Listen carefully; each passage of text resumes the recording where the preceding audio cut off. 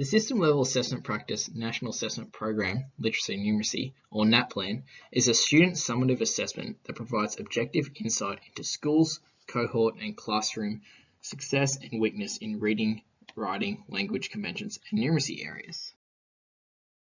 These ideas and perspectives of NAPLAN contrast to a branch of the assessment for learning theory and social constructivism, the social development theory.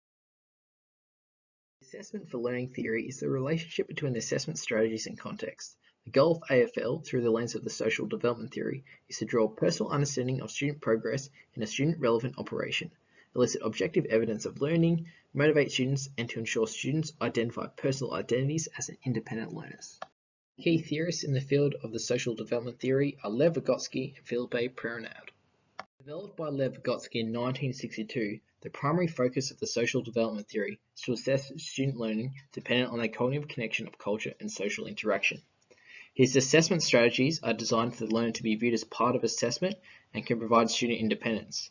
These ideas and perspectives of assessment are conflict to NAPLAN's tests that focus primarily on students meeting the criteria of the tests, thus can be improved upon by conducting student feedback forms post-tests to include students in the experience and to provide a holistic understanding in their approach to summative assessment.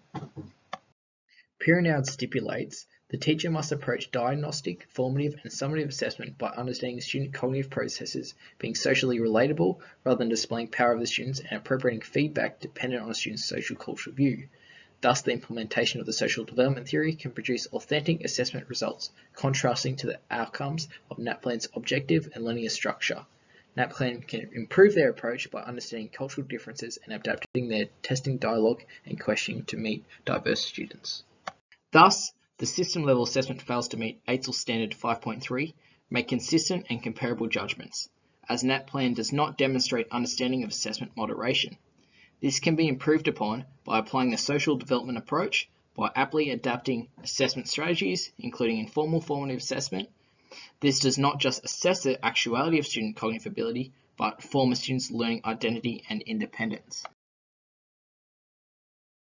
The NAPLAN test is applied within the high school I currently work at and have completed my first practicum with, located in a semi-remote local setting of Coffs Harbour, New South Wales. The process of NAPLAN within the school is as follows. Test questions are multiple choice or involve short answer responses. Teachers monitor testing conditions and supervise student conduct in stages 4 and 5, years 7 and 9. The timing of testing extends over 2 to 3 days, with the test sitting for approximately 45 to 50 minutes.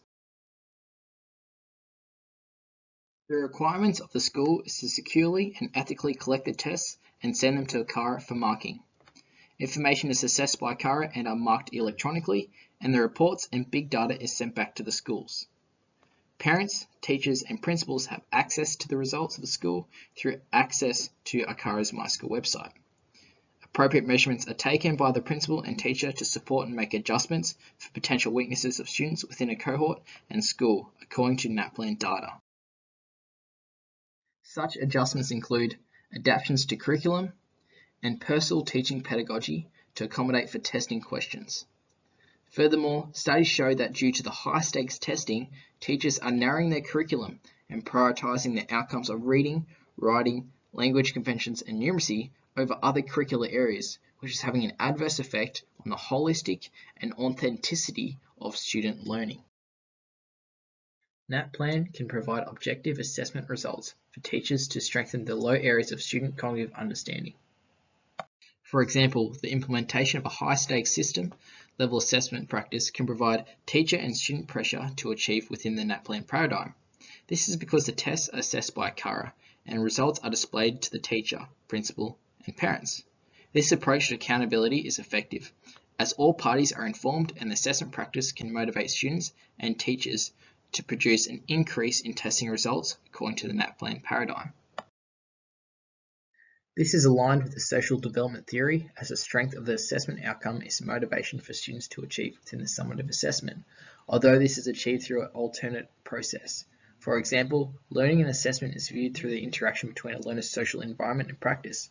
Thus, motivation occurs when the student is seen as an independent learner and is motivated by the teacher's facilitation to understand the content rather than being told how to attain highly developed results. Moreover, the NAPLAN approach aligns with NESA's assessment principles, as it meets the principle provides opportunities for teachers to gather evidence about student achievement in relation to syllabus outcomes.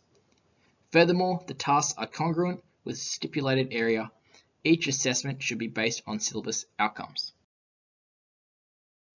There are clear weaknesses of the NAPLAN system-level assessment practice. For example, studies have shown NAPLAN results posted by CARA onto the MySchool website have had a negative impact on teachers' pedagogy and curriculum, and an adverse assessment of the actuality of student understanding. Furthermore, NAPLAN tests do not support all students of diversity, with the formulation of questioning polarizing some diverse students. The implementation of this approach can have adverse effects on teaching pedagogy and curriculum. For example, the results displayed through the MySchool website are available to access by teachers, principal, and parents. Due to the pressure, studies show that some teachers feel obligated to adapt a one-size-fits-all pedagogical approach. Furthermore, NAPLAN tests do not support all students of diversity. For example, the formulation of the tests can disadvantage diverse geographic and demographic students, including students living in remote areas, Indigenous learners, and low-order thinking students. This is due to the wording and phrasing of questions within the NAPLAN tests, which are not what all students are used to. This can lead to outcomes of the test not being congruent with the actuality of the student's cognitive ability within reading, writing, language conventions, and numeracy areas. In most cases, NAPLAN does not align with the social development theory. Primarily, NAPLAN's objective and linear approach to assessment does not facilitate and promote independent learners. This is opposed to their social development theory's application and outcomes. For example, students can understand the questioning and content as they ask questions and how to answer it in a more effective manner. Applied within an authentic environment, strategies to achieve this include collaborative peer review, heterogeneous student groups, and shared constructive critique between teacher and student. Thus, the teacher, peer, and student are collectively part of the assessment practice. With reference to NESA's assessment principles, NAPLAN does not meet all the standards and set criteria. For example, the following principles are not met: enable students to demonstrate what they know and can do, and clarifies student understanding of concepts and promotes deep understanding. To improve upon the NAPLAN through the lens of the social development theory, two key areas must be addressed.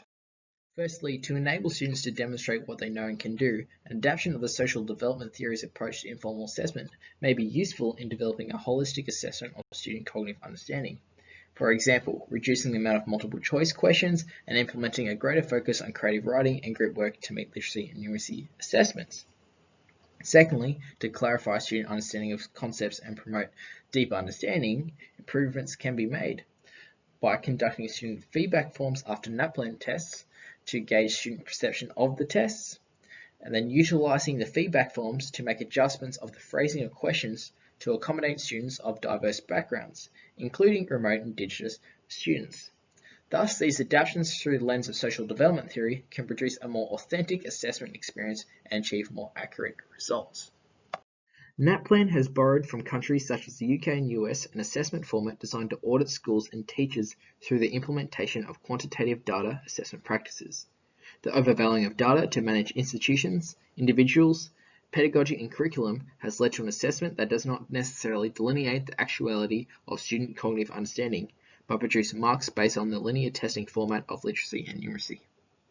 Thus, NAPLAN has some strengths that are in line with the AFL's social development theory, although clear weaknesses and values hinder the system-level assessment practice in explicitly assessing the student's authentic skills and abilities.